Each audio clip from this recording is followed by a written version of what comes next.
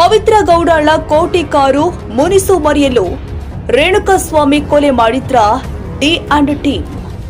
ಚಿತ್ರದುರ್ಗ ಮೂಲದ ರೇಣುಕಾಸ್ವಾಮಿ ಕೊಲೆ ಪ್ರಕರಣದಲ್ಲಿ ನಟ ದರ್ಶನ್, ಪವಿತ್ರ ಗೌಡ ಹಾಗೂ ಪಟಾಲಂ ಗ್ಯಾಂಗ್ ಜೈಲು ಸೇರಿದೆ. ಇನ್ನು ಈ ಪ್ರಕರಣ ಕ್ಷಣಕ್ಕೊಂದು ತಿರುವು ಪಡೆದುಕೊಳ್ತಾ ಇದ್ದು, ಇದೀಗ ಕೋಟಿ ಕಾರಿನ ಸ್ಫೋಟಕ ಮಾಹಿತಿಯೊಂದು ಹೊರಬಿದ್ದಿದೆ. ರೇಣುಕಾಸ್ವಾಮಿ ಕೊಲೆ ಪ್ರಕರಣದಲ್ಲಿ ಬಂಧನವಾಗಿರುವ ನಟ ದರ್ಶನ್ ಪರ ವಿರೋಧದ ಚರ್ಚೆಗಳು ನಡೀತಾ ಇದೆ. ಈ ನಡುವೆಯೇ ಇದೀಗ ಪ್ರಕರಣಕ್ಕೆ ಮತ್ತೊಂದು ಟ್ವಿಸ್ಟ್ ಸಿಕ್ಕಿದೆ.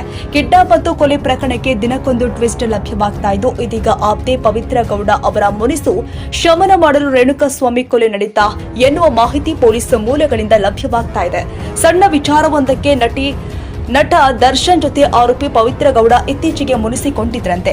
ಕೋಟಿ ರೂಪಾಯಿ ಮೌಲ್ಯದ ಕಾರು ಕೊಡಿಸುವ ವಿಚಾರಕ್ಕೆ ನಟ ದರ್ಶನ್ ಮತ್ತು ಪವಿತ್ರ ಗೌಡ ನಡುವೆ ಮನಸ್ತಾಪವಾಗಿದ್ದ ವಿಚಾರವೊಂದು ಇದೀಗ ಬಯಲಾಗಿದೆ.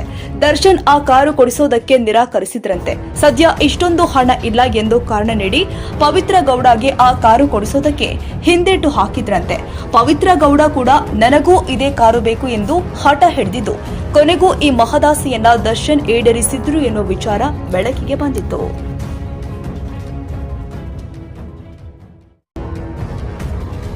ಗಾಗಿ ಗಂಡನನ್ನೇ ಬಿಟ್ಟ ಮಹಾನ್ ತ್ಯಾಗಿ ನಿವೇದಿತಾ ನಿಂದಿಸಿದ ನೆಟ್ಟಿಗರು.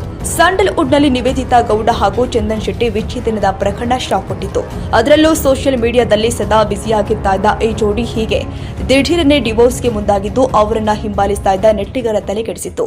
ಈ ಸುದ್ದಿ ಹೊರಬಿದ್ದರಿಂದ ನಿವೇದಿತಾ ಗೌಡ ಟಾರ್ಗೆಟ್ ಆಗಿದ್ದೇ ಹೆಚ್ಚು. ನಿವೇದಿತಾ ಗೌಡ ಚಂದನ್ ಶೆಟ್ಟಿ ಡಿವೋರ್ಸ್ ಸುದ್ದಿ ಹೊರಬೀಳ್ತಾ ಇದ್ದಂತೆಯೇ ಕೆಲವು ಊಹಾಪೋಹಗಳು ಹಬ್ಬಿದ್ವು. ಆ ವೇಳೆ ಕೂಡ ನಿವೇದಿತಾ ಗೌಡ್ರನ್ನೇ ಟಾರ್ಗೆಟ್ ಮಾಡಲಾಗಿತ್ತು.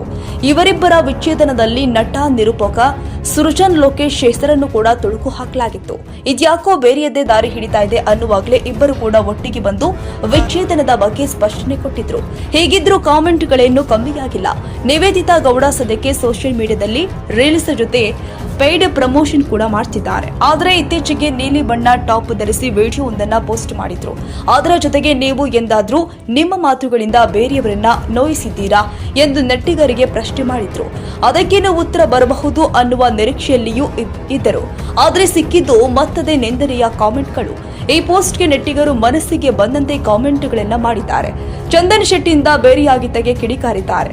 ರೀಲ್ಸ್ ಮಾಡುವುದಕ್ಕಾಗಿ ಚಂದನ್ ಶೆಟ್ಟಿಯಿಂದ ದೂರ ಆಗಿದ್ಯಾ ಅನ್ನೋ ಅರ್ಥದಲ್ಲಿಯೇ ನೆಟ್ಟಿಗರು ಕಿಡಿಕಾರಿದ್ದಾರೆ. ಕೆಲವು ಕಾಮೆಂಟ್ಗಳಂತೂ ನಿವೇದಿತಾ ಗೌಡ್ರನ್ನ ನೇರವಾಗಿ ಟಾರ್ಗೆಟ್ ಮಾಡಿದ್ದಾರೆ.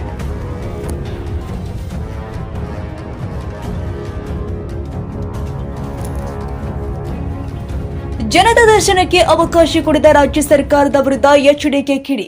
ಮುಖ್ಯಮಂತ್ರಿ ಮತ್ತು ಜಿಲ್ಲಾ ಉಸ್ತುವಾರಿ ಸಚಿವರು ನಡೆಸುವ ಜನತಾ ದರ್ಶನಕ್ಕೆ ಮಾತ್ರ ಅಧಿಕಾರಿಗಳು ಹೋಗಬೇಕು ಅಂತ ರಾಜ್ಯ ಸರ್ಕಾರ ಸುತ್ತೋಲೆ ಹೊರಡಿಸಿ ದ್ವೇಷದ ರಾಜಕಾರಣ ಪ್ರದರ್ಶಿಸ್ತಾ ಇದೆ ಎಂದು ಕೇಂದ್ರದ ಉಕ್ಕು ಮತ್ತು ಬೃಹತ್ ಕೈಗಾರಿಕಾ ಸಚಿವ ಎಚ್ಡಿ ಕುಮಾರಸ್ವಾಮಿ ಅವರು ರಾಜ್ಯ ಸರ್ಕಾರದ ವಿರುದ್ಧ ಕಿಡಿಕಾರಿದರು.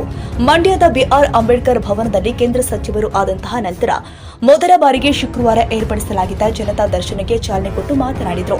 ನಾನು ಜನತಾ ದರ್ಶನ ಮಾಡಬೇಕು ಅಂತ ತೀರ್ಮಾನಿಸಿ ಈ ಸಂಬಂಧ ಜಿಲ್ಲಾಧಿಕಾರಿಗೆ ಪತ್ರ ಬರೆದಿದ್ದೆ.